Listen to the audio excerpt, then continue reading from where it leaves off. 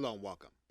You've probably noticed that to interface with a maximum number of people in the work chat, which is inside of Evernote, you will need to have contacts that are already there.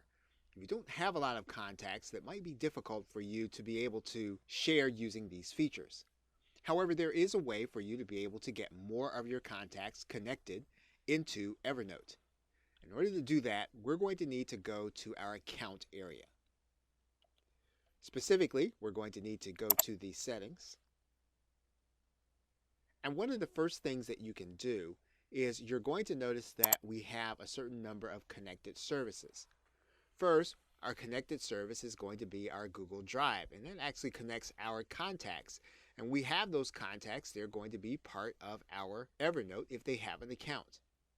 Another way to get more of our contacts would be for us to connect inside of LinkedIn. So when we make that connection, we'll be able to multiply some of our connections. And the same is going to be true if you are a user of Salesforce. Those are ways for you to get more of your contacts into Evernote.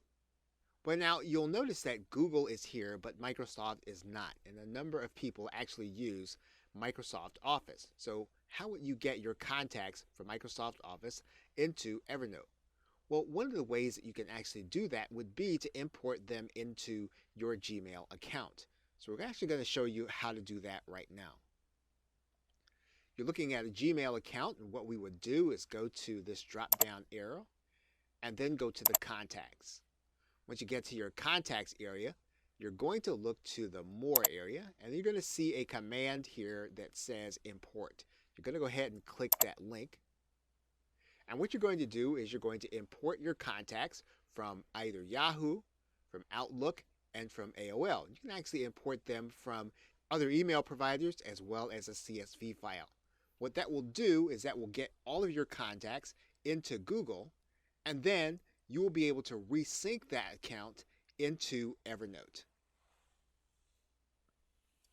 Okay, so with that, thanks, and I will see you in another video.